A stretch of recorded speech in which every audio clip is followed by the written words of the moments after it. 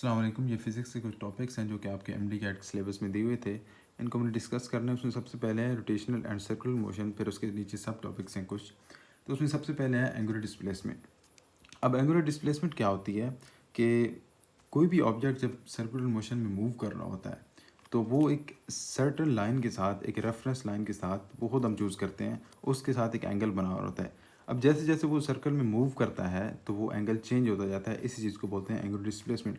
अब अगर डेफिनेशन की बात करें तो कहते हैं the change in angular position of an object. एक ऑब्जेक्ट की एंगुलर पोजीशन चेंज हो रही है, मीन्स कि उसका एंगल चेंज हो रहा है with respect to a chosen reference direction, या रेफरेंस लाइन भी कह सकते हैं इसको, कि कोई रेफरेंस लाइन हमने चूज़ की, उसके साथ जो एंगल वो बना रहा था ऑब्जेक्ट या उसका पोजीशन वेक्टर, तो वो एंगल जैसे जैसे चेंज होता गया उसको हमने बोल दिया angular displacement, is termed as angular displacement. अच्छा, अब यहाँ पे अगर हम देखें तो हमारे पास एक ऑब्जेक्ट है जो कि पहले पॉइंट ए पे था और वो पॉइंट बी की तरफ मूव कर रहा है। ओके, अब ये जो पोजीशन वेक्टर है ओ ए, पोजीशन वेक्टर क्या होता है कि जो किसी भी ऑब्जेक्ट की पोजीशन को डिटरमिन करता है, ऑफ कोर्स। अच्छा, अब ये जो ओ ए पोजीशन वेक्टर था, ये एक एंगल बना रहा था थीटा, हमारी एक्स एक्सिस के साथ। ये हमारी एक्स एक्सिस हमारी क्या है, रेफरेंस लाइन है। ओके, तो हमारी इसके साथ ये एंगल बना रहा था जिसको हमने थीटा आई बोल दी, यानी कि इनिशियल थीटा। अब जब ये बी की तरफ मूव इसने किया तो इसने इसका एंगल चेंज हुआ और उस सारे एंगल को हमने बोल दिया थीटा एफ। और हमने फाइंड आउट करना था चेंज इन थीटा, जिसको हमने एंगुलर डिस्प्लेसमेंट बोला है। तो उसको हम इस तरीके से फाइंड करते हैं कि change in theta equals final theta या final angle minus initial angle. तो ऑफ कोर्स हमारे पास चेंज इन थीटा जो है वो आ जाएगा। तो एंगुलर डिस्प्लेसमेंट बस यही होती है। ओके, अब इसमें एक चीज़ ये होती है कि अगर आपकी मोशन क्लॉकवाइज है, मीन कि आपका ये जो ऑब्जेक्ट मूव कर रहा है ये अगर क्लॉकवाइज में कर रहा है, तो देन इसकी जो थीटा होगा या एंगुलर डिस्प्लेसमेंट होगी वो नेगेटिव होगी। अच्छा, एक बात यहाँ पे और ये है कि ये जो थीटा है, थीटा का साइन है, ये इसी कॉन्टेक्स्ट में सिर्फ एंगुलर डिस्प्लेसमेंट है। अदरवाइज ये मोस्टली मतलब एंगल के लिए यूज़ होता है, लेकिन इस कॉन्टेक्स्ट में, सिर्फ इस कॉन्टेक्स्ट में ये एंगुलर डिस्प्लेसमेंट है। अदरवाइज आगे जाके और चीज़ों के लिए चेंज होता है, यूज़ होता है। ओके, और अगर क्लॉकवाइज मोशन है तो नेगेटिव होगा, और एंटी क्लॉकवाइज मोशन है तो आपकी एंगुलर डिस्प्लेसमेंट भी पॉजिटिव होगी। अच्छा, अब इसके कुछ यूनिट्स होते हैं जिसमें ऐसा यूनिट जो इसका है रेडियंस है, डिग्रीज हैं और रिवोल्यूशन है। ऐसा यूनिट सिर्फ रेडियंस है। ओके, और बाकी दो भी हैं। ओके, अब हमें पता है कि ये जो पूरा सर्कल होता है ये 360 डिग्रीज का होता है। ओके, तो एक रेवोल्यूशन क्या होती है, रेवोल्यूशन में बोलते हैं पूरे चक्कर को। तो पूरे चक्कर में ऑटोमेटिकली हमें पता चल गया कि कितनी डिग्रीज होंगी, 360 डिग्रीज। ओके, तो ये इन दोनों का जो है हमें पता चल गया, इन दो यूनिट्स का, रेवोल्यूशंस का और डिग्रीज का। अब अगर बात करें रेडियंस की, जो कि इसका ऐसा यूनिट है, तो उसको हमने फाइंड आउट करना है। तो उसके लिए जो इसकी डेफिनेशन है एक 1 रेडियन की, वो 1 रेडियन की डेफिनेशन क्या है? 1 रेडियन की डेफिनेशन ये है कि ये वो एंगल है जो कि कोई भी आर्क, आर्क मीन के ये चीज़, ठीक है, एक आर्क, तो कोई भी आर्क जिसकी लेंथ सर्कल के रेडियस के बराबर होती है, वो जो एंगल सबटेंड करती है एक्स एक्सिस पे या जिस भी रेफरेंस लाइन हमने चूज़ किया है उसको बोलते हैं 1 रेडियन। अगेन, एक ऐसी आर्क जिसकी लेंथ सर्कल के रेडियस के बराबर है, वो जो एंगल सबटेंड करती है अपने हमारी रेफरेंस लाइन पे, उसको हम क्या बोलते हैं, 1 रेडियन। ओके, अब हमें इससे पता चल गया कि हमारा जो रेडियंस है वो एस और आर, यानी कि arc length over radius of circle. अच्छा, अब हमने फाइंड आउट करना है कि एक रेडियन में एग्जैक्टली डिग्रीज कितनी होती हैं। तो हमें पता है कि सर्कल का सर्कमफ्रेंस कितना होता है, 2πr। ओके, हमने क्या किया कि हमने कहा कि जो रेडियंस इन 1 रेवोल्यूशन होंगे वो कितने होंगे, 2π/r। मतलब कैसे, हमने इस आर की लेंथ को क्या कहा था, एस कहा था, तो इस पूरे सर्कल की लेंथ को हम 2πr कह सकते हैं क्योंकि सर्कमफ्रेंस 2πr होता है। ओके, तो हमने इस एस की जगह पे 2πr लिख दिया। 2πr लिखा तो फिर नीचे भी आर था, आर से कैंसिल हो गया और हमारे पास जो आंसर आया वो आया 2π रेडियन। अब इस फॉर्मूले को यूज़ करके हम डिग्रीज फाइंड आउट कर सकते हैं। तो हमने क्या किया कि हमने एक रेवोल्यूशन में फाइंड आउट करना था, एक रेवोल्यूशन में पता था कि 360 डिग्रीज होती हैं, तो हमने क्या किया, 2π रेडियंस इक्वल टू 360 डिग्रीज किया, या फिर हम 1 रेडियन को कह सकते हैं 360 डिग्रीज डिवाइडेड बाय 2π। इस 2π को इधर ले गए। ओके, और जब हमने मल्टीप्लिकेशन सारी डिवीजन वगैरह की तो हमारे पास आंसर आया 57.3 डिग्रीज। तो एक रेडियन में 57.3 डिग्रीज होती हैं। Okay, that's it. अब नेक्स्ट टॉपिक है एंगुलर वेलोसिटी। वेलोसिटी क्या होती है कि जैसे जैसे डिस्प्लेसमेंट चेंज हो रही है बाय टाइम, ठीक है, rate of change of angular displacement उसको क्या बोलते हैं, एंगुलर वेलोसिटी। अगर लीनियर होती तो फिर यहाँ पे होता कि rate of change of linear displacement या सिंपली डिस्प्लेसमेंट, बाकी ये कुछ नहीं होती। ओके, इसका फार्मूला क्या होता है, इसको ओमेगा से रिप्रेजेंट करते हैं। अगेन ये ओमेगा भी सिर्फ यहाँ पे इस कॉन्टेक्स्ट में वेलोसिटी के लिए या एंगुलर वेलोसिटी के लिए यूज़ होता है, अदरवाइज ये और चीज़ों के लिए यूज़ होता है। ओके, तो डेल्टा थीटा मीन्स कि change in angular displacement over change in time, के टाइम के साथ साथ कैसे हमारी एंगुलर डिस्प्लेसमेंट चेंज हुई है, इसी को हम बोलते हैं एंगुलर वेलोसिटी। अब इसके लिए एक एवरेज का फार्मूला भी होता है। एवरेज के लिए ये होता है कि हम टोटल जो होती है, टोटल चेंज इन हमारी displacement over total change in time या total displacement over total time, इसको करें तो हमारे पास वेलोसिटी जो है वो एवरेज आ जाती है। ओके, इन दोनों में खास इतना डिफरेंस है नहीं, ये बस एक इंफॉर्मेशन के लिए। ओके, अब इसका रिलेशन भी होता है लीनियर वेलोसिटी के साथ। ये बाकी क्वांटिटीज़ के लिए भी हमने पढ़ना है, लेकिन यहाँ पे वैसे इसके अंदर था तो मैंने लिख दिया है।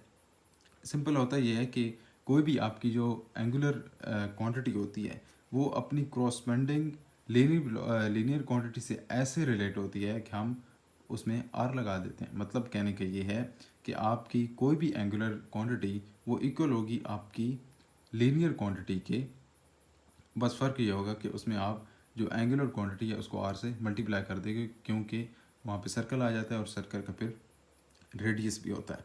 तो मतलब कि एंगुलर से आपने याद रखना है कि एंगुलर में सर्कल होता है तो सर्कल का रेडियस होता है। इस वजह से जब हम इनको रिलेट करते हैं आपस में लीनियर और एंगुलर को, तो हम एंगुलर के साथ आर लगा देते हैं। ओके, अब इसके एंगुलर वेलोसिटी के कुछ यूनिट्स होते हैं, उसमें इसका जो ऐसा यूनिट है वो है रेडियन पर सेकेंड। ऑफ कोर्स है क्योंकि एंगल डिस्प्लेसमेंट का था रेडियंस ऐसा यूनिट और टाइम के ऐसा यूनिट होता है सेकंड, तो हमने इससे फाइंड आउट कर लिया कि इसका रेडियन पर सेकंड हो गया। और इसके कुछ और यूनिट्स भी होते हैं जैसे कि डिग्रीज पर सेकंड हो सकता है, या रेवोल्यूशन पर सेकंड हो सकता है, या फिर रेवोल्यूशन पर मिनट हो सकता है। और इस रेवोल्यूशन पर मिनट को आरपीएम भी कहते हैं, जो कि आपकी मोटर्स वगैरह में, फैंस वगैरह में यूज़ होता है। ओके, और इसमें जो मेन समझने वाली बात थी वो ये थी कि जो आपकी एंगुलर वेलोसिटी होती है इसकी डायरेक्शन क्या होती है, क्योंकि जो आपकी लीनियर होती है वो तो सिंपल होती है कि जिस डायरेक्शन में ऑब्जेक्ट मूव कर रहा होता है, तो इसकी डायरेक्शन के लिए ये रूल होता है, राइट हैंड रूल जिसको बोलते हैं। फॉर एग्जांपल, अगर मैं अपने हाथ को इस तरीके से करूँ तो ये जो मेरी उंगलियां जिस डायरेक्शन में मुड़ी हुई हैं, इस डायरेक्शन में हमारा ऑब्जेक्ट मूव कर रहा है, और जो थंब मेरा यानी कि जो ऊपर पॉइंट आउट कर रहा है, इसका मतलब है कि ये जो थंब जिस डायरेक्शन में पॉइंट कर रहा है, ये हमारी डायरेक्शन होगी एंगुलर वेलोसिटी की, और यही डायरेक्शन फिर हमारी आगे यूज़ होगी उसके लिए एंगुलर एक्सेलरेशन के लिए। ओके, अच्छा, इसमें फिर इंस्टेंटेनियस एवरेज वेलोसिटी या इंस्टेंटेनियस एंगुलर वेलोसिटी भी होती है। ये इंस्टेंटेनियस की वैल्यू सब क्वांटिटीज़ के लिए होती है, मतलब डिस्प्लेसमेंट के लिए भी होती है, एक्सेलरेशन के लिए होती है, और सब के लिए होती है। इसमें फ़र्क ये होता है कि हमारा जो जनरल फार्मूला होता है हमारी क्वांटिटी का जो जनरल फार्मूला होता है उसमें सिर्फ हम लिमिट लगा देते हैं शुरू में। तो और लिमिट का मतलब ये होता है कि हम जो टाइम यूज़ हो रहा था उसको ऑलमोस्ट ज़ीरो तक पहुंचा देते हैं। मतलब अप्रोचेज टू ज़ीरो का मतलब है कि बिल्कुल ज़ीरो नहीं करते, क्योंकि बिल्कुल ज़ीरो करेंगे तो हमारी कैलकुलेशन सारी ख़राब हो जाएगी। ऑलमोस्ट ज़ीरो कर देते हैं, और इससे होता है कि हमें सबसे छोटे टाइम में भी चेंज हम फाइंड कर लेते हैं, जिस भी चीज़ की हम चेंज फाइंड कर रहे हैं। तो फॉर एग्जांपल इसमें हमने वेलोसिटी क्या होती है, चेंज इन डिस्प्लेसमेंट होती है, तो हम सबसे छोटे टाइम में भी डिस्प्लेसमेंट जो चेंज आई उसको हम फाइंड आउट कर सकते हैं यूजिंग दिस फार्मूला। ओके, अब इसके बाद एंगुलर एक्सेलरेशन है। एंगुलर एक्सेलरेशन आपके उन टॉपिक्स में नहीं थी, लेकिन आगे इसके रिलेशंस चूँकि डिस्कस किए हुए थे, इस वजह से मैंने यहाँ पे लिख दिया। अब एंगुलर एक्सेलरेशन इन जनरल क्या होती है, change in velocity, rate of change of velocity जो होती है। तो यहाँ पे भी वही डेफिनेशन सेम यूज़ होगी कि the time rate of change of angular velocity is called angular acceleration. बहुत सिंपल है कि टाइम के साथ साथ जैसे वेलोसिटी चेंज हो रही होती है, वेलोसिटी इंक्रीज या डिक्रीज कर रही होती है, तो उसको हम बोलते हैं एक्सेलरेशन, और इसको रिप्रेजेंट किया जाता है अल्फा से। ओके, इसका फार्मूला भी बहुत सिंपल है कि चेंज इन एंगुलर वेलोसिटी और चेंज इन टाइम, बहुत ऑब्वियस है। ओके, अब यहाँ पे अगर हम देखें तो कहते हैं कि if the angular velocity omega is increasing in positive direction और decreasing in negative direction, the alpha या एक्सेलरेशन इज पॉजिटिव। इसका मतलब ये है कि हमने देखा था कि हमारी जो मोशन थी एंगुलर डिस्प्लेसमेंट की, वो डिपेंड कर रही थी इसी कि अगर हम क्लॉकवाइज मूव कर रहे हैं तो नेगेटिव होगी, और अगर एंटी क्लॉकवाइज तो पॉजिटिव होगी। अब ये बात आपने याद रखनी है। ओके, अब यहाँ पे वो कहता है कि अगर वो पॉजिटिव डायरेक्शन में इंक्रीज़ कर रही है, मीन्स के हमारा ऑब्जेक्ट जो है वो पॉजिटिव डायरेक्शन में मूव कर रहा है, और हमारी वेलोसिटी इंक्रीज़ कर रही है तो हमारी एक्सेलरेशन पॉजिटिव होगी, या फिर ये कि हमारी जो एंगुलर वेलोसिटी थी वो डिक्रीज़ कर रही है बट इन नेगेटिव डायरेक्शन, तो भी हमारी जो एक्सेलरेशन है वो पॉजिटिव होगी। मतलब इसका डायरेक्ट रिलेशन नहीं है एंगुलर वेलोसिटी से इन सच अ वे कि अगर वेलोसिटी सिर्फ नेगेटिव या पॉजिटिव है तो उससे चेंज होगी, नहीं। अगर इंक्रीजिंग डायरेक्शन में वेलोसिटी पॉजिटिव डायरेक्शन में वेलोसिटी इंक्रीज़ कर रही है, इंक्रीज इन पॉजिटिव डायरेक्शन, तो इसका मतलब है कि एक्सेलरेशन पॉजिटिव है। या फिर ये कि decreasing in negative direction, angular velocity चाहे इंक्रीज़ कर रही है पॉजिटिव डायरेक्शन में या डिक्रीज़ कर रही है नेगेटिव डायरेक्शन में, तो हमारी जो एक्सेलरेशन है वो पॉजिटिव होगी। अब इसके अगर उल्टा हो जाए, मतलब कि हमारी जो वेलोसिटी है ओमेगा वो डिक्रीज़ करने लग जाए पॉजिटिव डायरेक्शन में या फिर इंक्रीज़ करने लग जाए नेगेटिव डायरेक्शन में, तो हमारी एक्सेलरेशन इन दोनों सूरतों में नेगेटिव हो जाएगी।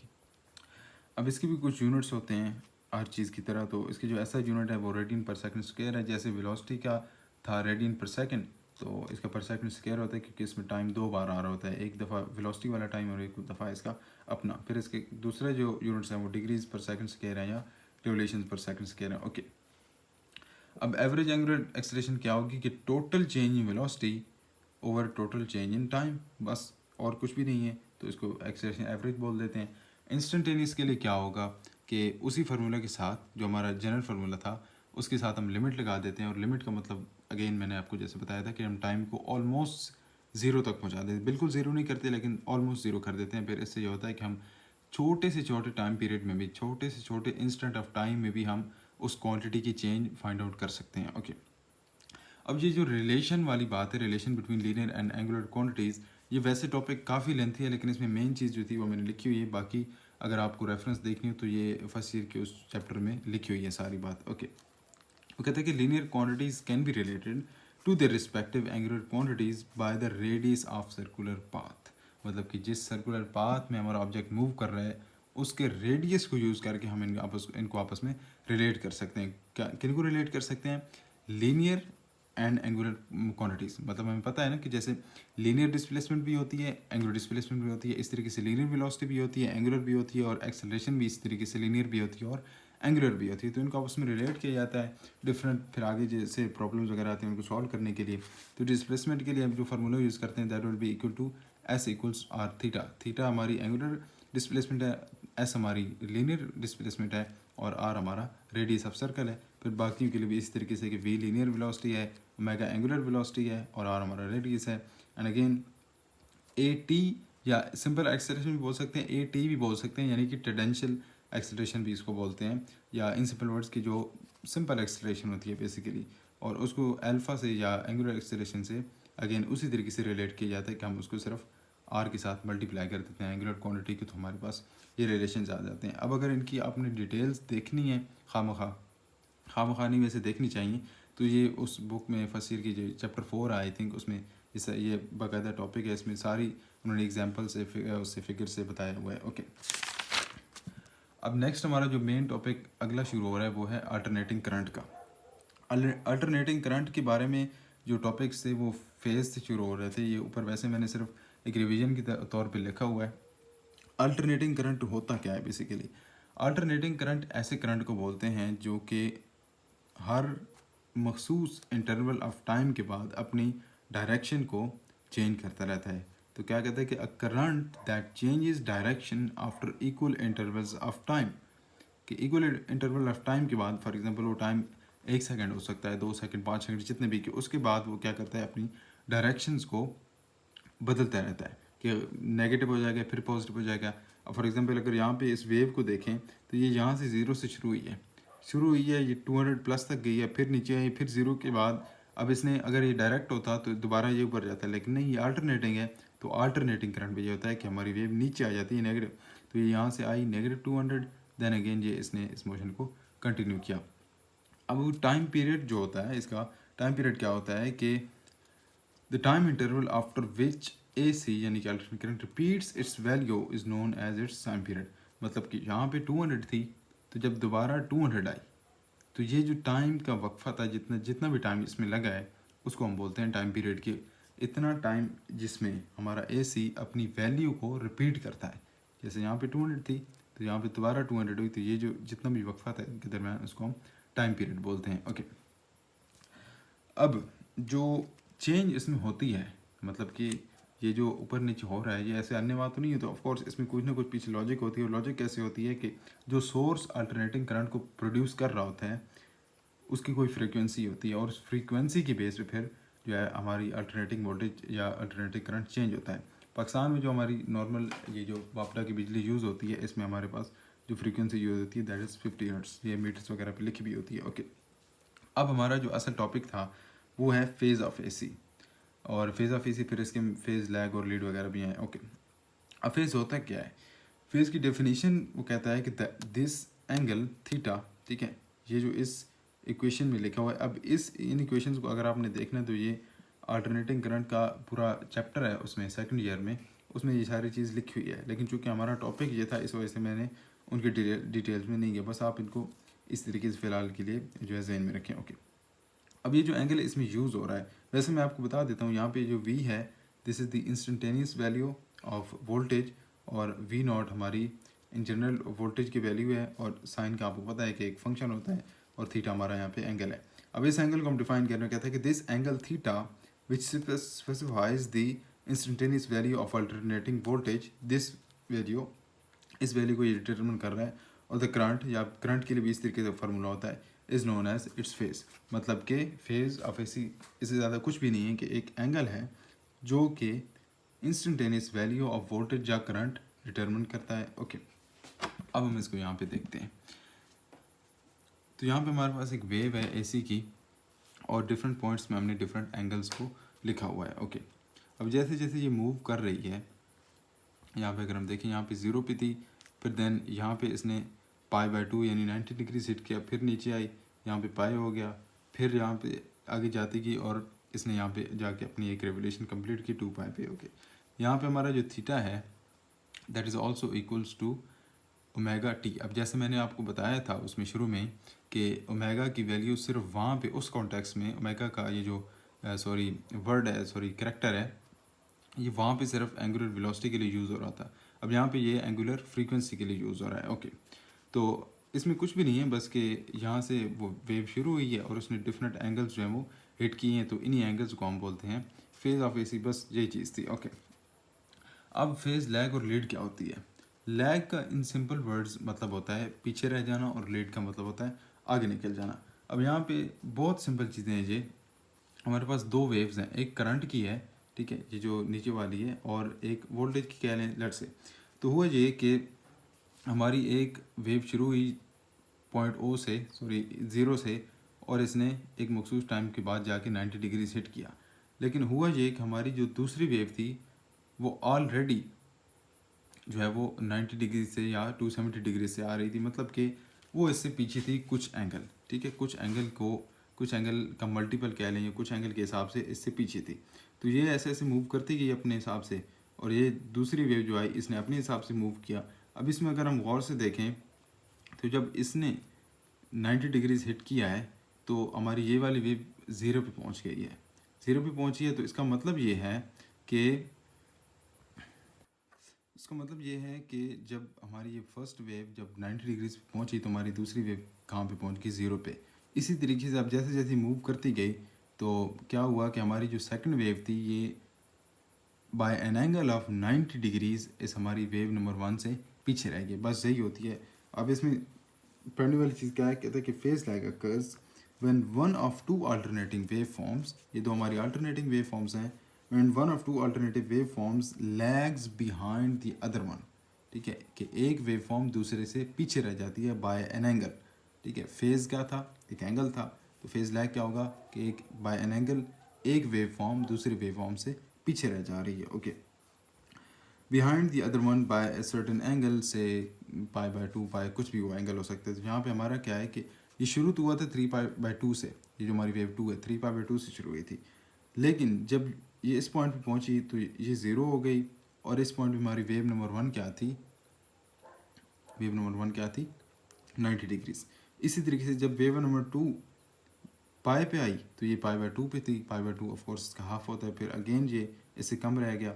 इस तरीके से फिर इसने मूव करते गए, जैसे जैसे जब ये 2 पाई पे पहुंची तो ये 3π/2, मतलब कि ये हमेशा इससे 90 डिग्रीज पीछे रही है। तो इसको बोलते हैं फेज़ लैग। अब फेज़ लीड बिल्कुल यही सेम चीज़ होती है, सिर्फ फ़र्क ये होता है कि इसमें हम इस लैग वाली को डिस्कस कर रहे थे तो इसमें हम लीड वाली को डिस्कस करते हैं। बस अगर इस फिगर को हम आप बंद कर दें तो ये जो एक ही फिगर है इसी से हम दोनों चीज़ को डिफाइन कर सकें, लीड को भी। अगर हम दूसरे के पॉइंट ऑफ व्यू से देखें तो ये लैग कर रही है, और अगर वन की जो वेव नंबर वन है ये वाली, इसके पॉइंट ऑफ व्यू से देखें तो ये लीड कर रही है। बस इट्स दैट सिंपल। अब इसमें भी कुछ नहीं है, बस इसमें यही था कि हमारी जो वेव लेंथ नंबर 2 है ये इसको लीड कर रही थी बाय एन एंगल, ठीक है। इसमें भी उस तरीके से 5/2 से लीड कर रही थी। बस मतलब कहने की ये है कि इसमें जो हमारी वेव नंबर 2 थी ये π/2 एंगल आगे थी हमारी वेव नंबर 1 से, बस इसमें और कुछ भी नहीं होता। ओके, अब और इसको वेक्टर फॉर्म में इस तरीके से रिप्रेजेंट करते हैं कि आपकी जो लैग कर रही होती है क्वांटिटी या वेव फॉर्म, उसको हम एक्स एक्सिस पे ड्रॉ करते हैं, और जो हमारी लीड कर रही होती है उसको वाई एक्सिस पे ड्रॉ करते हैं। दैन हमारा जो भी एंगल, जिस भी एंगल से वो लीड या लैग कर रहे थे वहाँ पे ये ड्रॉ कर देते हैं। तो 90 डिग्रीज ऐसे ही ड्रॉ करते हैं, वर्टिकल परपेंडिकुलर लाइन, और इस तरीके से तो इसको हमने रिप्रेजेंट कर दिया। ओके, अब जो टॉपिक्स हैं वो सिमिलर भी हैं और कंफ्यूजिंग भी हैं, लेकिन हैं सिंपल। सबसे पहले ऐसी थ्रू रजिस्टर, हमने अल्टरनेटिंग करंट को एक रजिस्टर के थ्रू गुजारना है। ओके, अब होता है ये कि रजिस्टर क्या होती है, कोई वायर होगी, कुछ भी होगी जो कि करंट के फ्लो को, चाहे एसी हो या डीसी हो, उसको रजिस्ट करता है। ओके, तो उसमें हमने कुछ चीज़ें देखनी है। सबसे पहले हम कहते हैं कि जो पोटेंशियल डिफरेंस होगा, ठीक है, इस रजिस्टर के दोनों टर्मिनल्स के अक्रॉस जो पोटेंशियल डिफरेंस होगा उसको हमने क्या कह दिया, V = V0 sin omega T. ये हमारे पास जनरल फार्मूला था जो हमने शुरू में भी देखा था। ओके, अब हमें पता है कि जो ओम्स लॉ है वो जो हमें बताता है कि हमारा जो करंट होता है that is equal to V/R, यानी कि वोल्टेज ओवर रेजिस्टेंस। ठीक हो गया। और V की हमें यहाँ पे पता थी कि V की वैल्यू क्या है, V0 sin ओमेगा टी, तो वो हमने यहाँ पे पुट कर दी, और यहीं पे हमने V0 और R को इकट्ठा भी कर दिया, और sin ओमेगा टी उस तरीके से आ गया।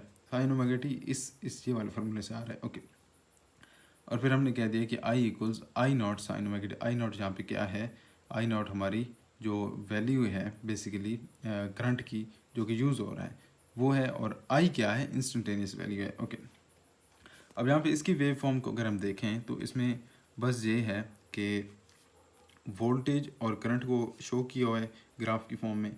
देखने वाली बात सिर्फ इसमें यह है, कहता है कि जो I और V हैं, यानी कि करंट और वोल्टेज जो हैं वो इन फेज़ हैं। इन फेज़ का मतलब ये होता है कि जब उनके एंगल, जो कि अभी हमने पीछे पढ़े थे, फेज़ लैग और लीड, मतलब कोई लैग या लीड नहीं हो रही, तो दोनों वेव फॉर्म्स या जितनी भी वेव फॉर्म्स हैं वो इन फेज़ होंगी, या उनको बोला जाए कि इनका फेज़ या एंगल वो है सेम है। ओके, अब I0 मैंने जैसे कहा था कि करंट की वैल्यू है, ठीक है, या फिर हम उसको, तो इसको पीक वैल्यू ऑफ करंट भी बोला जा सकता है, और आई तो मैंने बताया कि इंस्टेंटेनियस करंट है। ओके, और इंस्टेंटेनियस को आपने याद रखने, वो जो मैंने शुरू में बताया था कि हम जनरल फार्मूला के साथ जब लिमिट लगा देते हैं तो उससे हमें इंस्टेंटेनियस वैल्यू मिल जाती है। ओके, अब ये जो 3 टॉपिक्स हैं, एसी थ्रू, रजिस्टर, कैपेसिटर और इंडक्टर, इसमें से करना कुछ भी नहीं है, बस हमने थोड़ी सी एक जो है वो थ्योरी बयान करनी है कि कैसे वो करंट पास होता है, और कुछ फार्मूलाज वगैरह ड्राइव करने हैं या निकालने हैं, बस दैट्स इट। अब इसमें कहता है कि जो अपोजिशन होगी, अब चूँकि रजिस्टर है तो वो रजिस्ट करता है, उसको अपोज करता है करंट के फ्लो को, उसके क्या बोलते हैं उसको, कि बेसिकली उसको मतलब कि इन सिंपल वर्ड कहा जा सकता है कि जो करंट है उसको वो फ्लो नहीं होने देता, उसको रजिस्ट करता है। ओके, तो इससे हमें ये भी पता चल गया, ये हमें ओम्स लॉ से ऑलरेडी पता था, लेकिन यहाँ पे भी उन्होंने बता दिया कि हमारी जो रेजिस्टेंस है वो इक्वल हो जाएगी V/I के। अब जब ये न्यूमेरिकल्स वगैरह में यूज़ होगा तो फिर हमें ये जो फार्मूलाज हैं V = V0 sin omega T, और ये जो हमने यहाँ पे देखे थे I0 sin ओमेगा टी, ये भी हमें ज़हन में रखने पड़ेंगे, क्योंकि फिर हमें इनको यूज़ करके हमें जो है वो सॉल्व करने पड़ेंगे। ओके, अपने न्यूमेरिकल्स। अब instantaneous power in the resistance given by, मतलब पावर का भी यहाँ पे कुछ फार्मूला उन्होंने बताया हुआ है, P = I²R, या P = VI भी हो सकता है, या V²R भी हो सकता है। अब यहाँ पे अगर हम देखें तो I²R है, तो हम क्या है कि जो I है, तो I²R है, तो I का हमें पता है कि हम इसको लिख सकते हैं कि I हो सकता है हमारा V/R, राइट।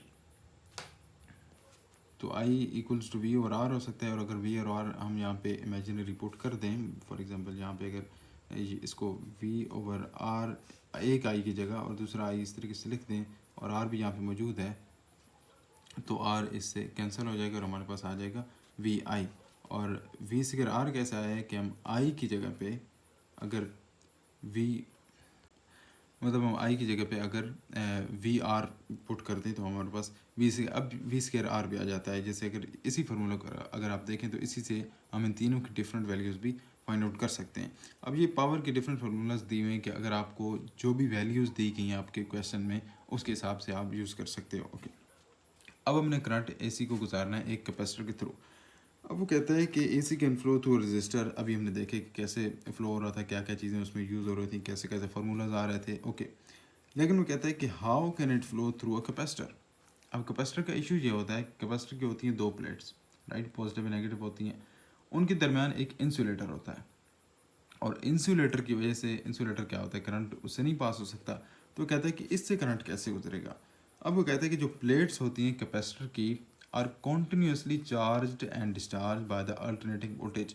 हाँ जी, क्योंकि वोल्टेज अल्टरनेटिंग वोल्टेज का हमें पता है, अल्टरनेटिंग करंट को अभी हमने देखा था कि वो क्या करता रहता है, डायरेक्शन चेंज करता रहता है, राइट, पॉजिटिव नेगेटिव इस तरीके से। तो होगा ये कि इस टर्मिनल से, लेट्स से कि इस टर्मिनल से हमारा करंट जा रहा था पॉजिटिव एक टाइम पे और इससे जा रहा था नेगेटिव, राइट। अब होता ये है कि अगले टाइम इंटरवल में क्या होता है कि ये वाला जो डायरेक्शन थी इसमें नेगेटिव करंट जा रहा है और ये वाली जो डायरेक्शन थी इसमें पॉजिटिव करंट जा रहा है। तो होता ये है कि ये जो चार्ज, ये जो कैपेसिटर की प्लेट्स हैं ये कॉन्टीन्यूसली, तो ये कैपेसिटर की प्लेट्स क्या होती हैं कि कॉन्टीन्यूसली चार्ज और डिस्चार्ज होती रहती हैं, क्योंकि जब इस प्लेट पे पॉजिटिव आएगा तो ये चार्ज हो जाएगी, अगेन जब अगले टर्म में इस पे पॉजिटिव आ जाएगा तो ये चार्ज हो जाएगी। इस तरीके से दोनों में सेपरेटली चार्ज स्टोर होता रहता है और फिर हमारा जो सर्किट है इस हिसाब से कंप्लीट हो जाता है। मतलब इन सिंपल वर्ड्स क्या होता है कि चूँकि वोल्टेज हमारी अल्टरनेटिंग है तो वो पॉजिटिव नेगेटिव जब एक टर्मिनल में पॉजिटिव जाता है तो अगले टाइम इंटरवल में उसी टर्मिनल में नेगेटिव जाने लगता है करंट।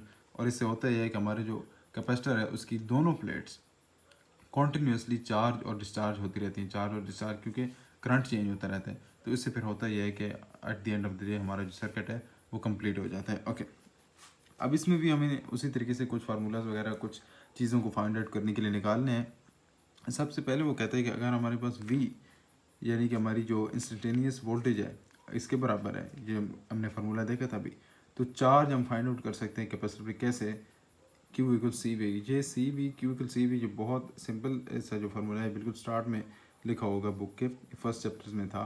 तो हम कह सकते हैं कि हमारा जो Q है चार्ज है वो C into V naught sine omega T.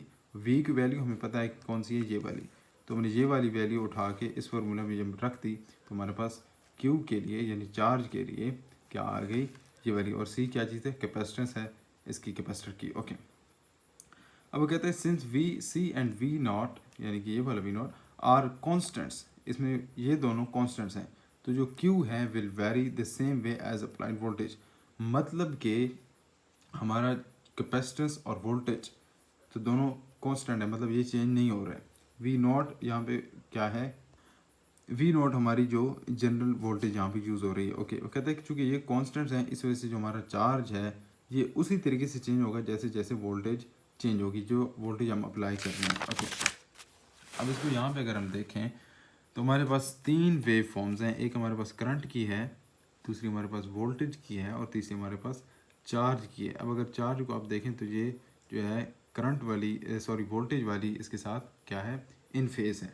मतलब कि जैसे जैसे वोल्टेज चेंज हो रही है उसी तरीके से हमारी ये जो डॉटेड लाइन है रेड कलर की क्यू वाली वेव, ये भी वोल्टेज के साथ साथ चेंज हो रही है। तो जैसे जैसे वोल्टेज चेंज हो रही है उस तरीके से ये भी चेंज हो रही है, बस इसमें ये चीज़ थी। ओके, अब वो कहता है कि हम फाइंड आउट कर सकते हैं जो करंट है उसकी वैल्यू एट एनी इंस्टेंट, किसी भी टाइम पे हम करंट की वैल्यू फाइंड आउट कर सकते हैं using the Q T curve.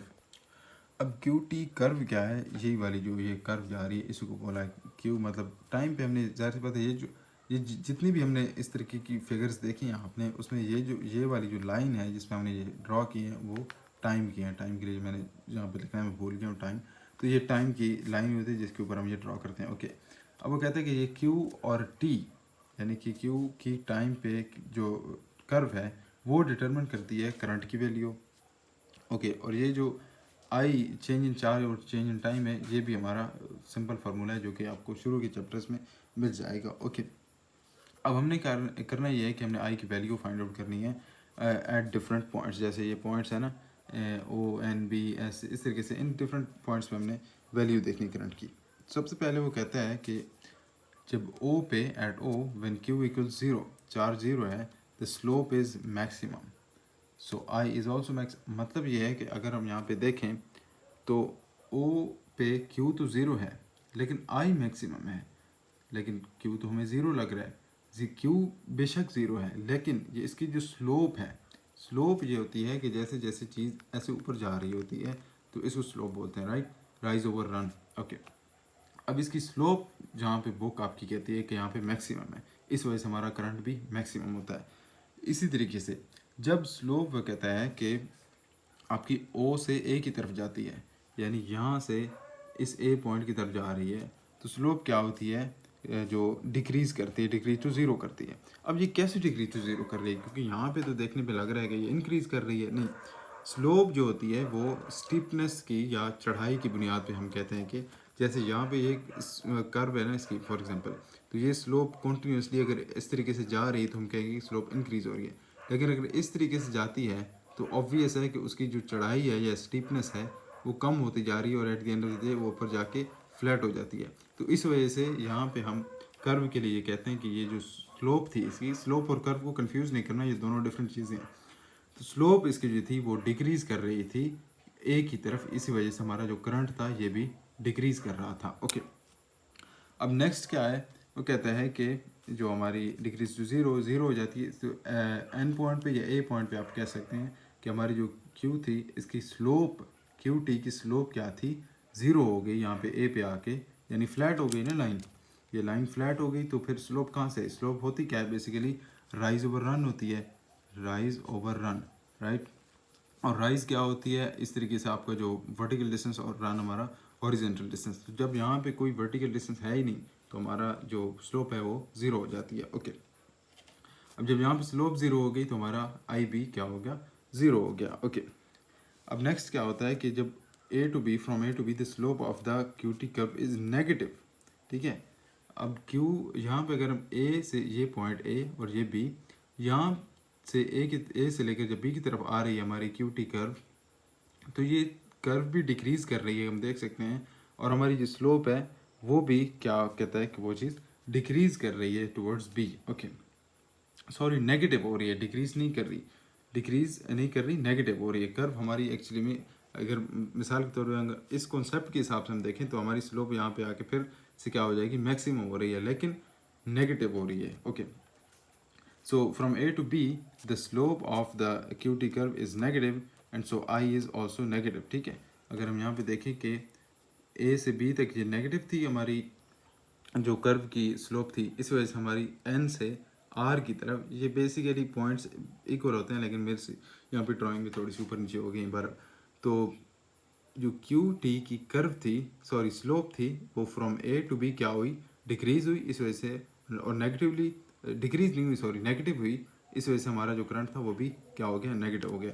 And so on so fourth, इस तरीके से चीज़ चलती जाती है कि जहाँ पे स्लोप इंक्रीज़ करेगी वहाँ पे करंट भी इंक्रीज़ करेगा, और जहाँ पे ये डिक्रीज़ करेगी वहाँ पे करंट भी डिक्रीज़ हो जाएगा, जहाँ पे ज़ीरो हो जाएगी तो करंट भी ज़ीरो हो जाएगा। ओके, अब इस कैपेसिटर में एक चीज़ होती है जिसको बोलते हैं रिएक्टेंस ऑफ कैपेसिटर। रिएक्टेंस क्या चीज़ होती है, जैसे उसमें होती है आपके रेजिस्टर में रेजिस्टेंस होती है, तो कैपेसिटर में इस तरीके से रिएक्टेंस होती है। रिएक्टेंस क्या होती है, वो कहते हैं कि opposition offered by the capacitor to the flow of AC, कि ये वो अपोजिशन है, ये मुखालफत है जो कि कैपेसिटर के ज़रिए ऑफ़र की जाती है या ऑफ़र कैपेसिटर के अंदर पाई जाती है, जो कि रोकती है, यानी कि it goes against the flow of AC. ये कहता है कि आपने अल्टरनेटिंग करंट को मेरे थ्रू नहीं गुजारना, अपोजिशन। ओके, और इसको फाइंड आउट कैसे करते हैं, इसके लिए फार्मूला या रिलेशन क्या होते हैं, इसको एक्स सी से रिप्रेजेंट करते हैं, और इसके लिए जो वैल्यूज़ जो होती हैं those are V R M S and I R M S. अब ये भी कोई इतनी कॉम्प्लेक्स चीज़ें नहीं है, बस सिंपल वैल्यूज़ होती हैं, नंबर्स होते हैं, जो कि आपके अल्टरनेटिंग करंट के टॉपिक के बिल्कुल शुरू में रूट मीन स्क्वायर्स वैल्यूज़ लिखी हुई हैं। इनकी वैल्यूज़ होती हैं, एक नंबर होता है जो कि अभी फ़िलहाल मुझे जहन में नहीं आ रहा, और बाकी इसमें कुछ नहीं होता, बस इसमें ये रिलेशन आपने याद रख लेना है। ओके, यहाँ पे मैंने इस वजह से लिखा हुआ है कि वी आर एम, इसका मतलब है कि root mean square value of AC voltage और root mean square of current. Okay, अब इसमें एक और चीज़ ये होती है कि XC को आप इस तरीके से भी रिप्रेजेंट कर सकते हैं। ये लंबी सी डेरिवेशन थी जो मैंने नहीं लिखी, अगर आपने देखनी तो आपको बुक में शायद मिल जाए, अगर बुक में ना मिली तो इंटरनेट से बहरहाल कहीं से लाजमी आपको मिल जाएगी। लेकिन इसमें मेन चीज़ यही थी, ये जो रिलेशन मैंने लिखा हुआ है कि XC equals to 2πfc, sorry 1/2πfc था, और 2πf अगर आपको पीछे याद नहीं हो, कहीं पे हमने शायद देखा था, मुझे नहीं याद आ रहा कहाँ पे, कि वो इक्वल्स था हमारा ओमेगा के इक्वल। ओके, और इसका यूनिट ओम है, और ओम हमें पता है किस चीज़ का यूनिट होता है, रेजिस्टेंस का भी होता है, तो ये एक टाइप की रेजिस्टेंस है। ओके ओके, अब हमारा लास्ट इसमें है इसी थ्रू एन इंडक्टर। इंडक्टर को आपने इंसुलेटर से कंफ्यूज नहीं करना। इंसुलेटर वो होता है जिससे करंट गुजर ही नहीं सकता। इंडक्टर एक ऐसी चीज़ होती है, वो कहता है कि an inductor is in the form of a coil, यानी एक कोयल हो सकती है या सोलेनोइड वाउंड हो सकती है, जैसे ये आपकी स्प्रिंग टाइप की कोई वायर हो सकती है, फ्रॉम ए थिक वायर, मतलब एक मोटी वायर को हम एक स्प्रिंग की फॉर्म में शेप दे देते हैं, so that it has a large value of self inductance and has negligible resistance. Self inductance और रेजिस्टेंस का तो हमें पता है क्या होती है। सेल्फ इंडक्टेंस क्या चीज़ होती है? सेल्फ इंडक्टेंस वो प्रॉपर्टी है एक वायर की जो कि अपोज करती है चेंजेस इन करंट। ठीक है, अब फ्लो ऑफ करंट को नहीं अपोज कर रही, फ्लो ऑफ करंट को जो अपोज करती है उसको रेजिस्टेंस बोलते हैं। ये चेंजेस इन करंट को जो है वो अपोज करती है या उसकी मुखालफत करती है। और इसके ये जो हमारा इंडक्टर होता है, इसमें आपकी रेजिस्टेंस ऑलमोस्ट ना के बराबर होती है, मतलब नहीं होती है एक तरीके से, तो इसमें करंट इजीली फ्लो कर सकता है। लेकिन इसकी ये जो प्रॉपर्टी होती है सेल्फ इंडक्टेंस की, इसकी वजह से ये चेंजेस जो हो रही थी वोल्टेज, अब AC का हमें पता है कि उसमें क्या होती है, वोल्टेज या करंट बार बार चेंज हो रहा है, पॉजिटिव नेगेटिव, तो उस वजह से इस वो कहता है कि जो सेल्फ इंडक्टेंस है इसकी वजह से ये अपोज करता है चेंजेस ऑफ करंट। अभी हम इसको थोड़ा सा आगे देखते हैं कि ये क्या। मैं कहता है कि सपोज करो कि हमारा जो करंट है I, that is equals to I0 sine 2πft। अब 2πft क्यों उन्होंने किया है? क्योंकि हमने देखा था कि ओमेगा को हम 2πf बोल सकते हैं। यहाँ पे भी हमने देखा था कि 2πf हमने ओमेगा की जगह पे लिख दिया है, ओमेगा को हमने 2πf की जगह लिख दिया है।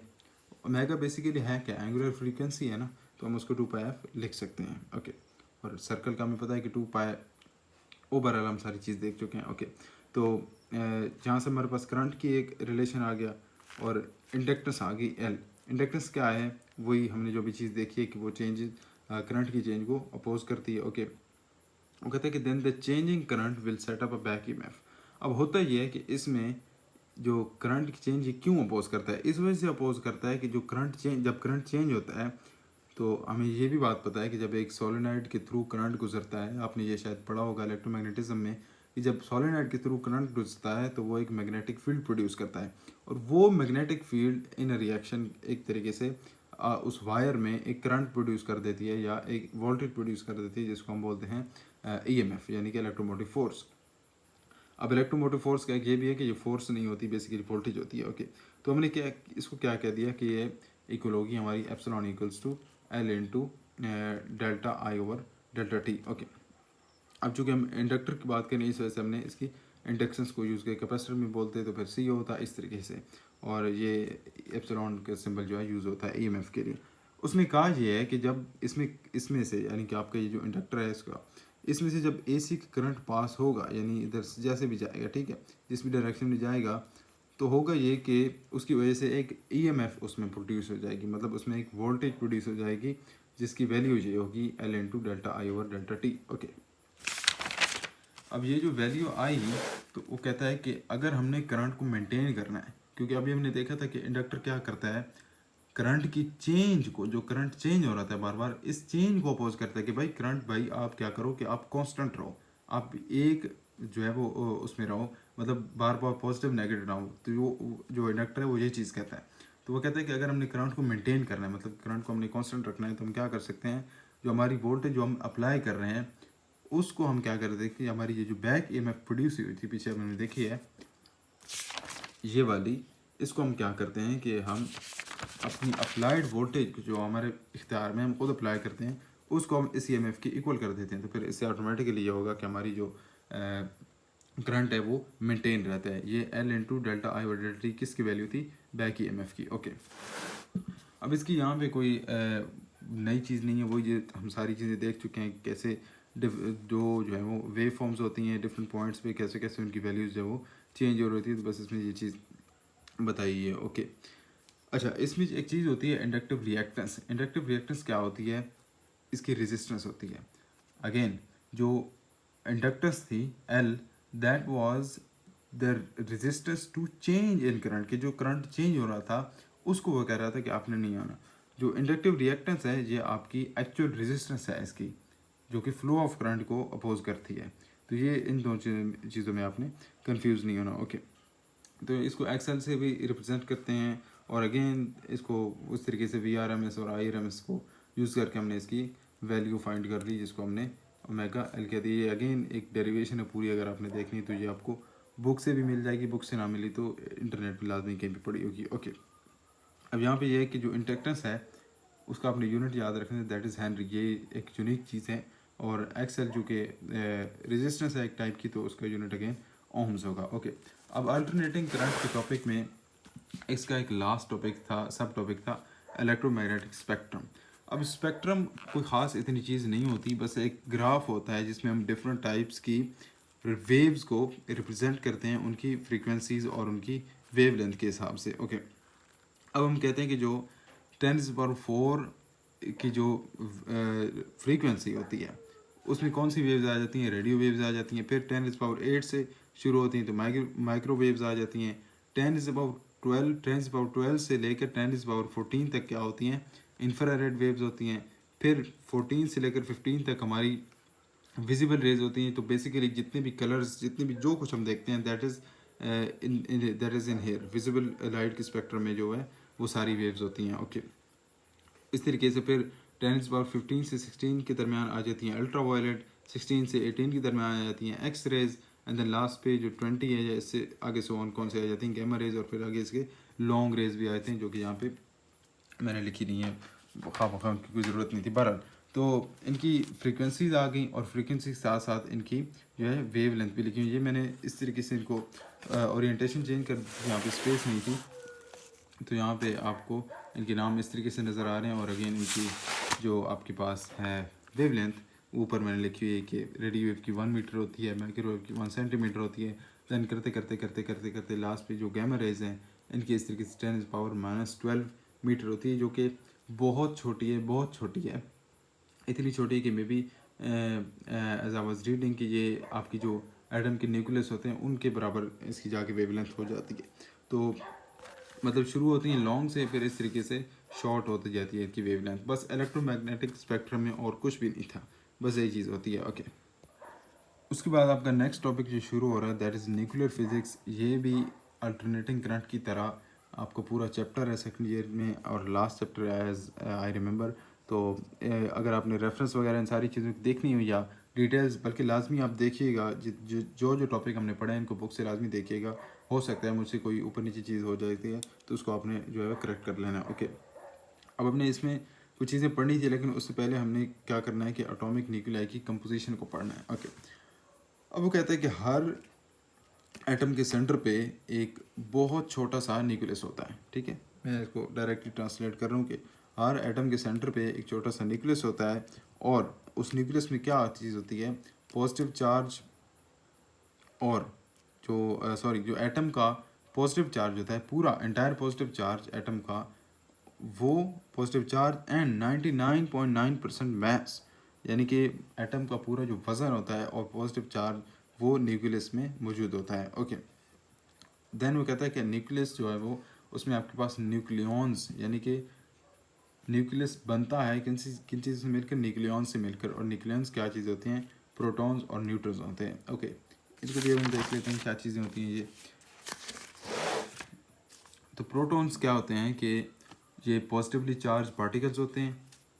इनकी चार्ज की वैल्यू क्या होती है? 1.6 × 10⁻⁻19 कूलम। चार्ज का यूनिट क्या होता है? कूलम। तो ये इसकी वैल्यू आ गई। ओके, देन इनका मैस बताए हुए कितना होता है 1.673 मल्टीप्लाई 10⁻⁻27 किलोग्राम। अब ये कुछ चीज़ें ऐसा कॉन्सेप्ट वाली ये कॉम्प्लेक्स है नहीं, इस वजह से मैं इनको जस्ट रीड किए जा रहा हूँ। ओके, अब होता यह है कि किसी भी एटम में जितने नंबर ऑफ प्रोटॉन्स होते हैं वो उसका एटॉमिक नंबर होता है, जिसको जी से रिप्रेजेंट करते हैं। इस तरीके से जो चार्ज ऑन प्रोटॉन होता है ये हमेशा चार्ज ऑन इलेक्ट्रॉन इक्वल होता है चार्ज ऑन इलेक्ट्रॉन में इन टर्म्स ऑफ मैग्नीट्यूड। मतलब कि अगर फॉर एग्जांपल इस पे इतना चार्ज है 1.6 मल्टीप्लाई 10⁻⁻19 कूलम, तो इलेक्ट्रॉन पे भी इतना ही होगा, लेकिन इलेक्ट्रॉन पे नेगेटिव चार्ज होता है। ओके, उसके बाद न्यूट्रॉन क्या होता है? न्यूट्रॉन कहता है कि इसमें चार्ज कोई नहीं होता है, न्यूट्रल होता है, और इसका मैस थोड़ा सा हल्का सा ज़्यादा होता है आपके प्रोटॉन के मैस से 1.675, ये 73 होता है, और ये 75 मल्टीप्लाई 10⁻⁻27 किलोग्राम होता है। ओके, और इस ये कोई भी चीज़ें जो है डिटरमिन करने के लिए यूज़ नहीं होता, एटॉमिक नंबर मैस नंबर कुछ भी नहीं होता। इलेक्ट्रॉन क्या होता है? नेगेटिवली चार्ज पार्टिकल होता है, चार्ज की वैल्यू सेम एज प्रोटॉन होती है, बस नेगेटिव होती है। यहाँ पे मैंने नेगेटिव सिंबल ड्रा करना मैं थोड़ा सा भूल गया था, इस वजह से मैंने ड्रा किया, लेकिन बहुत छोटा है 12। और इसका मैस जो है वो बहुत कम होता है, मतलब प्रोटॉन से बहुत कम होता है। इसकी वैल्यू बुक में मुझे मिली नहीं थी, इस वजह से मैंने इंटरनेट से देखी थी, तो इंटरनेट से इस फॉर्म में आई थी कि 9.109 मल्टीप्लाई 10⁻⁻31 किलोग्राम। तो इस जो है वो इसकी वजह से ये बहुत छोटी वैल्यू होगी। ओके, अब वो कहता है कि जो कंबाइंड नंबर ऑफ प्रोटॉन्स और न्यूट्रॉन्स होते हैं उनको कहा जाता है आपका मैस नंबर, यानी कि A, and that is equals to Z+N। Okay, और उसके बाद आपके टॉपिक में एक चीज़ थी कि हमने कोई एक सिंपल मॉडल दिखाना था, इस चीज़ का एटॉमिक मॉडल दिखाना। अब यहाँ पे मेरी ड्राइंग बहुत बुरी है, लेकिन आपको समझ आ जाएगी होपफुली। ये हमारे पास सेंटर में न्यूक्लियस है, जिसमें आपके पास ये कुछ पे मैंने पॉजिटिव ड्रा किया हुआ है। पॉजिटिव का मतलब है कि ये पॉजिटिवली चार्ज पार्टिकल यानी कि प्रोटॉन्स हैं, और ये जो खाली हैं ये हमारे न्यूट्रॉन्स हैं। और ये जो शेल्स में आउटर शेल्स हैं, ये सर्कल हैं, इनको शेल बोला जाता है। इनके डिफरेंट नाम्स होते हैं, K shell, N shell, M shell, इस तरीके से। और इनके हिसाब से फिर ये एनर्जी लेवल के बेस पे होते हैं कि सबसे ज़्यादा इसमें होती है, फिर इस तरीके से, या हो सकता है उल्टा हो कि सबसे ज़्यादा आखिरी में हो। बस होता है इसमें यह है कि सेंटर में न्यूक्लियस होता है, उसमें न्यूट्रॉन्स और प्रोटॉन्स होते हैं, और इसके जो इलेक्ट्रॉन्स हैं वो डिफरेंट शेल्स में ऑर्बिट कर रहे होते हैं या इसके इर्द गिर्द घूम रहे होते हैं। ओके, इसके बाद हमने देखना है spontaneous and random nuclear decay. या ये बेसिकली न्यूक्लियर डिके होता क्या है कि जब एक एलिमेंट बहुत थक जाता है, बीमार पड़ जाता है, तो वो अपने अंदर से कुछ पार्टिकल रिलीज़ करता है और एक नए स्टेबल न्यूक्लियस में या नए स्टेबल एलिमेंट में चेंज हो जाता है। इन सिंपल वर्ड बस ये होती है न्यूक्लियर डिके। ओके, अब इसमें दो चीज़ें होती हैं। कहता है कि स्पॉन्टेनियस नेचर क्या है? इसका मतलब ये है कि हम जो डिके होने वाला है, ठीक है, मतलब जो डिके होने वाला है उसको हम किसी तरीके से अफेक्ट नहीं कर सकते। एक्सटर्नल इंटरवेंशन नहीं कर सकते, ठीक है। मतलब कि हम अगर हमारे पास एक कोई एलिमेंट है और उसको हम डिके कराना चाहते हैं, तो ये नहीं कि हम उसको अगर हीट करेंगे या उसको ठंडा करेंगे तो उससे कोई उसकी डिके की प्रोसेस में वो फास्टर हो जाएगी। जितने मतलब कि आपका ये जो डिके की प्रोसेस है ये नेचुरल है और ये खुद ही होती है, हम इसको अफेक्ट नहीं कर सकते एक्सटर्नल फैक्टर्स को ऊपर नीचे करके, प्रेशर वगैरह को चेंज करके, टेम्परेचर को चेंज करके, इन चीज़ों को चेंज करके हम नहीं कर सकते। ओके, और उसके बाद रैंडम नेचर क्या होती है? रैंडम नेचर ये होती है कि it is impossible to predict which specific nucleus in sample will decay at any given time. मतलब कि आपके पास एक सैम्पल था, लेट्स से 50,000 जो है वो न्यूक्लियस का। अब आपको पता है कि अगले 10 घंटों में इनमें से 10,000 ने डिके कर जाना है, बट यू डोंट नो कि कौन से स्पेसिफिक न्यूक्लियस के लिए कौन सा स्पेसिफिक न्यूक्लियस, मतलब कि लेट्स से कि न्यूक्लियस नंबर 31 किस टाइम पे डिके कर गया, ये चीज़ आप पता नहीं कर सकते, और इसको बोलते हैं रैंडम नेचर ऑफ डिके या random nature of nuclear decay. Okay, अब वो कहता है कि we can predict with high accuracy how many nuclei in large sample will decay. ये हम हाफ लाइफ वगैरह को यूज़ करके हम ये फाइंड आउट कर सकते हैं कि कितने जो न्यूक्लियस हैं, मतलब कि जैसे मैंने कहा था कि आपको पता है कि 50,000 आपके पास सैंपल में है, 50,000 सैंपल में है और उनमें से 10,000 ने डिके करना है, तो ये चीज़ें आप फाइंड आउट कर सकते हैं हाफ लाइफ वगैरह को यूज़ करके। लेकिन हम ये चीज़ नहीं बता सकते कि किसी इंडिविजुअल न्यूक्लियस के लिए, किसी मखसूस न्यूक्लियस के लिए किस टाइम पे वो जाके उसने जो है जो है वो डिके करना है। तो ये दोनों चीज़ें थी, बहुत सिंपल थी, थ्योरी थी बस, इसमें और कुछ भी नहीं है। ओके, नेक्स्ट हाफ लाइफ से रिलेटेड टॉपिक है। अब इसमें वो कहते हैं कि हाफ लाइफ को आपने डिफाइन करना है और फिर उससे कुछ प्रॉब्लम सॉल्व करने हैं। ओके, हाफ लाइफ होती क्या है, कहते हैं कि this is the time in which half of the radio active nuclei in a given sample undergo decay. मतलब होता है ये कि आपके पास कोई एलिमेंट था, यूरेनियम वगैरह कुछ भी एलिमेंट था, वो आधा डिके कर गया है, मतलब एक टाइम के बाद वो आधा डिके कर गया है। या हम ये कह सकते हैं आपके पास सैंपल था, इसका ये मतलब हो सकता है, या फिर इसका ये मतलब हो सकता है कि आपके पास 50,000 का सैंपल था, 50,000 न्यूक्लियस का, उसमें से 25,000 जो है वो डिके कर गए 10 साल के बाद। तो हम कहेंगे कि इसकी हाफ लाइफ क्या थी, 10 साल। इस तरीके से मज़ीद इसको देखते हैं, ये बहुत ईजी चीज़ है। ओके,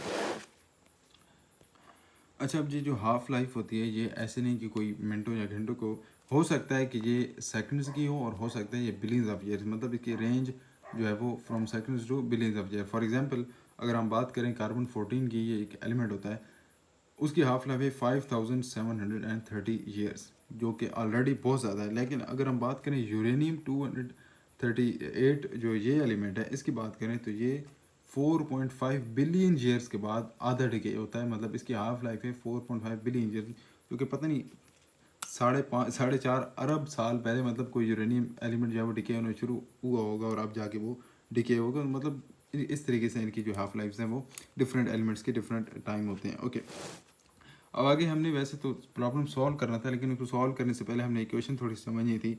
कहते हैं कि रेट ऑफ डिके जो होता है, इसको एक्टिविटी बोलते हैं। एक्टिविटी सिर्फ इस कॉन्टेक्स्ट में बोलते हैं, जब हम डिके की, न्यूक्लियर डिके की बात करें उसमें एक्टिविटी हम बोलेंगे इसको। कहते हैं refer to the number of decays occurring per unit of time, कि किसी भी यूनिट ऑफ टाइम में कितने डिकेज हो रहे हैं, इस चीज़ को हम बोलते हैं एक्टिविटी या फिर रेट ऑफ डिके। ओके, वो कहते हैं कि it is proportional to the number of radio active nuclei present in the sample. आपके पास सैंपल है, ठीक है, लेट्स से 50,000, तो ये उसके डायरेक्टली प्रोपोर्शनल होता है। The more unstable nuclei there are the more decays will occur in a given time. Obvious है कि अगर 50,000 में 40,000 जो है वो अनस्टेबल थे, तो ज़्यादा चांसेस हैं होने के डिकेज, ज़्यादा डिकेज होने के चांसेस हैं in a given amount of time. अब गिव यूनिट ऑफ टाइम वो कोई भी हो सकता है, वो साल हो सकता है, 10 साल, 1000 साल, जितने भी हो। ओके, या सेकंड, मिनट, कुछ भी हो सकता है। वो कहते हैं कि ये जो प्रोपोर्शनलिटी है, ये हमने कहा था कि ये प्रोपोर्शनल होता है, इसको हम रिप्रेजेंट कैसे करते हैं या एक्सप्रेस कैसे करते हैं, उसको हम एक्सप्रेस करते हैं थ्रू डिके कांस्टेंट लेमडा। अब लेमडा वेवलेंथ के लिए भी यूज़ होता है, लेकिन यहाँ पे इस कॉन्टेक्स्ट में डिके कांस्टेंट इसको कहा गया। ओके, हम कहते हैं कि the half life and the decay constant are inversely related by the expression. Inversely related मतलब ये है कि जिसकी हाफ लाइफ जितनी ज़्यादा होगी उसका ये कांस्टेंट उतना कम होगा, और जिसकी हाफ लाइफ जितनी कम होगी उसका कांस्टेंट उतना ज़्यादा होगा। और ये 0.693 कहाँ से है, तो ये नेचुरल लॉग ऑफ 2 होता है, यानी कि ln ऑफ 2 होता है।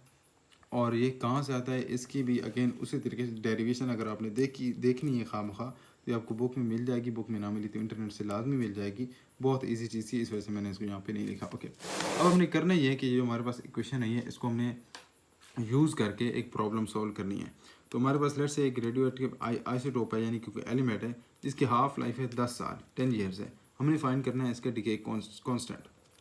यहाँ पे मैं एस लिखना भूल गया हूँ, ये कांस्टेंट है। ओके, तो हमने फाइंड क्या करना है, इसका डिके कांस्टेंट। हमारे पास जो फार्मूला था सिंपल, हमने इसमें हाफ लाइफ की जगह पे 10 ईयर्स इनपुट किया और हमारे पास आंसर आ गया 0.0693 ईयर्स, या इन्वर्स ईयर्स या नेगेटिव ईयर्स।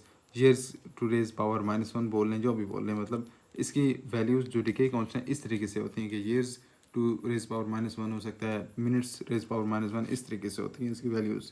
इसका यूनिट यही है। ओके, अब लास्ट पे है कि हमने कुछ बायोलॉजिकल इफ़ेक्ट्स और फिर इनके यूज़ को पढ़ना है कि कहाँ पे रेडिएशन यूज़ होती हैं। तो इन रेडिएशन को पढ़ने से पहले, इनके इफ़ेक्ट को पढ़ने से पहले हमने कुछ यूनिट्स डिफाइन करने हैं, फिर कुछ इक्वेशन जो है वो ड्राइव करनी है, निकालनी, देन उसके बाद हम इनके यूज़ को पढ़ते हैं। और कहते हैं कि to study the effects of radiation we need to define some units. हमें कुछ यूनिट्स डिफाइन करने पड़ेंगे रेडिएशन के लिए। सबसे पहले बैकरल या बैकरल जो भी बोल रहे हैं, इसको BQ से रिप्रेजेंट किया जाता है, और 1 BQ इज़ 1 डिसइंटीग्रेशन पर सेकंड। डिसइंटीग्रेशन का मतलब है डिकेज, तो मतलब एक डिके जब 1 सेकंड में होगा तो हम उसको कहेंगे ये एक 1 BQ की रेडिएशन हो रही है। ओके, इसके बाद इसका एक बड़ा यूनिट है जिसको क्यूरी भी बोलते हैं, CI से रिप्रेजेंट करते हैं, और 1 CI equals 3.7 multiply tens power 10 disintegration, मतलब इसमें इतनी ज़्यादा डिकेज होते हैं पर सेकंड, तो ये बहुत बड़ा यूनिट है। ओके, ये बस यूनिट्स हैं इसके, और कुछ खास इसमें चीज़ नहीं है। ओके, देन वो कहता है कि the effect of radiation on a body absorbing it relates to a quantity called absorbed dose D. ठीक है, अब्जॉर्ब डोज डी कहा जाता है, जिसको डिफाइन किया जाता है D equals E over M. अब वो कह रहा है कि जो इफेक्ट होता है रेडिएशन का, जब कोई भी बॉडी जो उसको ऑब्जर्व कर रही है तो वो इफेक्ट रिलेट इस तरीके से किया जाता है, या इन सिंपल वर्ड्स उसका फार्मूला ये होता है कि D equals E over M. D यहाँ पे आपकी ऑब्जॉर्ब डोज है, मतलब कि कितनी रेडिएशन उस बॉडी ने, कोई भी बॉडी ने, चाहे वो प्लांट है, कोई बंदा है, कुछ भी एनिमल है, उसने जितनी भी रेडिएशन ऑब्जॉर्व की है वो किसकी इक्वल होती है, एनर्जी ओवर मैस। एनर्जी से मुराद है कि उसने जितनी एनर्जी या रेडिएशन ऑब्जॉर्व किया है ओवर उसका मैस पर यूनिट, यानी कि हम देखेंगे कि उसने 1 किलोग्राम के हिसाब से कितनी एनर्जी, अगर एक बंदा था 80 किलो का, उसने एनर्जी लेट्स से कि 10 जॉल्स वैसे बहुत छोटी होती है, लेकिन 10 जॉल्स उसने ऑब्जॉर्व किए, तो हम देखेंगे कि उसके 1 किलो पे कितनी एनर्जी आ रही है, इस तरीके से। तो इसको बोलते हैं ऑब्जॉर्ब्ड डोज या डी। ओके, इसका ऐसा यूनिट ग्रे होता है, और इसका एक और यूनिट भी होता है जिसको RAD बोलते हैं, एज आई रिमेंबर। तो ऐसा यूनिट इसका ग्रे होता है जिसको GY से रिप्रेजेंट करते हैं, और ये इक्वल होता है 1 जाउल पर किलोग्राम के। हमें पता है कि एनर्जी का जो यूनिट है वो क्या होता है, जाउल होता है, और मैस का क्या होता है, किलोग्राम होता है। तो इस तरीके से ओके, अब वो कहते हैं कि to find the equivalent dose for any kind of radiation. ये तो हमारा हो गया था, जो हमने पीछे डोज देखी थी, ये तो हमारी जनरल फार्मूला था। अगर हमने किसी मखसूस एलिमेंट की रेडिएशन की रिफाइन करनी है, कि हमने गैमा रेज की रेडिएशन की रिफाइन करनी है, या हमने बीटा रेज की, एक्स रेज की रेडिएशन के लिए, किसी भी के लिए फाइन करनी है, तो हमें क्या करना पड़ता है कि हमें एक क्वांटिटी से मल्टीप्लाई करना पड़ता है डी को, and that quantity is called relative biological effectiveness RBE। और ये हर टाइप की रेडिएशन के लिए डिफरेंट होती है, मतलब गैमा रेज की अपनी होंगी, एक्स रेज की अपनी होंगी, इस तरीके से न्यूरॉन प्रोटॉन्स के लिए, सबके लिए अपनी अपनी होती हैं। ओके, और इस डोज को हम क्या कहते हैं, इक्विवेलेंट डोज, यानी कि टोटल डोज कह लें, या एक्चुअल जब हम एक रेडिएशन को देखेंगे उसकी जो वैल्यू होगी, तो हम इस हिसाब से फाइंड करते हैं कि हम उसके RBE से हमारी जो डोज थी उसको मल्टीप्लाई करते हैं, तो हमारे पास इक्विवेलेंट डोज आ जाती है। मतलब कि कहने का ये है कि आपने जब भी डोज फाइंड करनी होगी, ऑब्जॉर्व डोज, उसके लिए आपको ये दोनों चीज़ें ज़रूरत पड़ेंगी। ओके, और इसका ऐसा यूनिट होता है, सी वर्ड भी बोलते हैं इसको, साई वर्ड जो भी बोल रहे हैं, सी वर्ड SV से रिप्रेजेंट करते हैं, और एक SV इक्वल होता है 1GY, यानी कि 1 ग्रे ये वाला जो था, मल्टीप्लाई बाय RBE। और RBE भी एक नंबर होता है, कोई 10, 12, 9, 8 जैसे भी कोई भी एक नंबर हो सकता है। ये आपकी बुक में जो लास्ट चैप्टर है सेकंड ईयर की बुक में, उसमें ये पूरा एक टेबल दी हुआ है, उसमें सब टाइप की रेडिएशन के लिए डिफरेंट वैल्यूज इसकी लिखी गई हैं। ओके, अब हमने कुछ फाइनली इसके रेडिएशन के यूजेस पढ़ने हैं। सबसे पहले है ट्रेसर टेक्निक। ट्रेसर टेक्निक होता ये है कि वो कहता है कि radio active isotopes behaves like its normal isotope. Isotope से मतलब एलिमेंट आप लें, कि कोई भी एलिमेंट, हाइड्रोजन, ऑक्सीजन वगैरह जो भी, ठीक है, कार्बन जो भी है, कहता है कि radio active isotope behaves like its normal isotope but it can be located by detecting its emitted radiation. मतलब कहने का ये है कि अगर एक बॉडी में, कोई बॉडी है उसमें कार्बन मौजूद है अगर लेट्स से, ठीक है, तो अगर कार्बन का हम रेडियो एक्टिव जो आइसोटोप है वो भी इसमें रख दें, तो ये नॉर्मली फंक्शन करती रहेगी। लेकिन जो कार्बन का रेडियो एक्टिव आइसोटोप होगा उसको हम डिटेक्ट कर सकते हैं, उसको हम लोकेट कर सकते हैं by detecting its emitted radiation. क्योंकि रेडियो एक्टिव जो आइसोटोप वो क्या करता है, कुछ ना कुछ रेडिएशन करता है, ठीक है। रेडिएशन कभी वो पार्टिकल्स की फॉर्म में कर सकता है या रेज की फॉर्म में, जिस तरीके से भी करेगा, ठीक है। तो वो जब उन रेडिएशन को रेडिएट करेगा, अपने अंदर से निकालेगा, इमिट करेगा, तो हम उन रेडिएशन को डिटेक्ट करके उसको लोकेट कर सकते हैं। वो कहता है कि so by replacing stable atoms with radioactive ones, हम किसी भी बॉडी में जो स्टेबल एटम्स हैं, जो एक्चुअल एटम्स हैं, उनकी बजाय हम क्या रख देते हैं, उसी टाइप के, उसी तरह के, उसी के आइसोटोप्स जो कि रेडियो एक्टिव हैं, जो कि रेडिएशंस एमिट कर सकते हैं, उनको रख देते हैं। फिर इस वक्त होता ये है कि हम क्या कर सकते हैं, वी कैन ट्रैक केमिकल और बायोलॉजिकल प्रोसेस के, जो भी हमारी बॉडीज़ में केमिकल प्रोसेस हो रही हैं या फिर बायोलॉजिकल प्रोसेस, और उनको हम ट्रैक कर सकते हैं। ओके, अब इसके यूज़ कैसे कैसे होते हैं। सबसे पहले कहता है कि मेडिसिन में कैसे यूज़ हो सकता है इसका। मेलिग्नेंट ट्यूमर्स जो है उनको डिटेक्ट करने के लिए बॉडी में डिफरेंट जगह पे जैसे ट्यूमर्स हो जाते हैं ब्रेन वगैरह में, तो उनको हम डिटेक्ट करने के लिए इसको यूज़ कर सकते हैं कि कहाँ पे मौजूद हैं, कितना साइज़ है, ये वो। ओके, देन कहता है एग्रीकल्चर में कैसे यूज़ कर सकते हैं। Study fertiliser Uptake. Fertiliser Uptake का मतलब ये है कि अगर एक पौधा है, ठीक है, तो वो उसको आपने खाद लगाई, फर्टिलाइज़र लगाया, तो वो कितनी उसमें से यूटिलाइज़ कर रहा है, कैसे यूज़ कर रहा है, क्या उसमें से कोई ज़ाया तो नहीं हो रही। इस चीज़ को हम स्टडी करने के लिए भी इस चीज़ को यूज़ कर सकते हैं, ट्रेसर टेक्निक को अपनी को। इंजीनियरिंग में ऐसे यूज़ हो सकती है कि आइडेंटिफाई फॉल्ट्स इन अंडरग्राउंड पाइप्स, कि हमारा इसके बजाय इसके कि हम पूरी अपनी ज़मीन को खोदें फिर उसमें से पाइप निकालें और देखें कहाँ पे फॉल्ट है, हम क्या कर सकते हैं कि हम इन रेडियो एक्टिव आइसोटोप्स को यूज़ करके रेडिएशंस को डिटेक्ट करके हम डायरेक्टली ऊपर से ही उनके फॉल्ट्स को फाइंड आउट कर सकते हैं, दैन उसको फिक्स कर सकते हैं। ओके, देन इसके मेडिकल डायग्नोस्टिक्स और थेरेपी में यूज़ होते हैं। यहाँ पे मैंने थोड़ी सी सस्ती डिज़ाइनिंग की हुई है, पता नहीं क्यों, खैर बहरहाल होता ये है कि हम डिफरेंट इसको ट्रेसेस वगैरह को भी ट्रेस वगैरह को डिफरेंट टाइप की थेरेपीज़ वगैरह में और डायग्नोस्टिक वगैरह में यूज़ कर सकते हैं। वो कहता है कि radio isotopes can trace the movement of substances in the body. मतलब ये कि रेडियो एक्टिव जो आइसोटोप्स होते हैं वो डिफरेंट किस्म के सब्सटेंसेस जो बॉडी में पाए जाते हैं उनकी मूवमेंट को जो है वो डिटेक्ट कर सकते हैं। अच्छा, हमने क्या चीज़ देखी थी कि रेडियो एक्टिव आइसोटोप्स क्या होते हैं, उनको हम डिटेक्ट कर सकते हैं by using the radiations they emit. उनसे जो रेडिएशन निकलती है उनको हम डिटेक्ट करके रेडियो एक्टिव आइसोटोप्स को हम लोकेट कर सकते हैं, और इन रेडियो एक्टिव आइसोटोप्स को हम ट्रेस कर सकते हैं। जो रेडियो एक्टिव आइसोटोप्स होते हैं ये ट्रेस कर सकते हैं मुख्तलिफ सब्सटेंसेस, मुख्तलिफ किस्म के जो एलिमेंट्स, मुख्तलिफ जो आपकी बॉडी में चीज़ें पाई जाती हैं उनको डिटेक्ट करने के लिए। ओके, फॉर एग्जांपल वो कहता है कि आपके जो थायराइड ग्लैंड होते हैं उसमें रेडियो आयोडीन को आप डिटेक्ट कर सकते हो यूजिंग रेडियो आइसोटोप्स, ठीक है। फिर आपकी बोन्स में फास्फोरस पाई जाती है, उसको आप डिटेक्ट कर सकते हो। आपके लिवर में कोबाल्ट पाई जाती है। इस तरीके से सारे डिफरेंट किस्म के सब्सटेंसेस जो आपकी डिफरेंट बॉडी पार्ट्स में पाए जाते हैं इनको आप डिटेक्ट कर सकते हैं। फिर ये कैंसर ट्रीटमेंट में यूज़ होता है। वो कहता है कि जो रैपिडली डिवाइडिंग सेल्स होते हैं absorb more radiation and are destroyed by ionising radiation. मतलब कि कहने के ये कि आपको पता है कि जैसे कैंसर के जो सेल्स होते हैं वो क्या कहते हैं, रैपिडली डिवाइड हो रहे होते हैं, तो उनको वो कहता है कि जो रैपिडली डिवाइडिंग सेल्स होते हैं ये नॉर्मल सेल से ज़्यादा रेडिएशन जो है वो अब्जॉर्व करते हैं। तो इससे हमें पता चल जाता है कि यहाँ पे जो है वो इसके सेल्स कैंसर के मौजूद हैं, और इस तरीके से फिर हम इनको डिस्ट्रॉय कर सकते हैं या ट्रीट कर सकते हैं अपनी कैंसर को। ओके, दैन स्किन कैंसर में जैसे फॉस्फोरस 32 हो गए या फिर स्ट्रोंटियम 90, ये डिफरेंट किस्म के एलिमेंट्स हैं जो कि स्किन कैंसर को की वजह बनते हैं, और इनको हम डिटेक्ट करके भी फिर इस तरीके से एलिमिनेट कर सकते हैं या ख़त्म कर सकते हैं।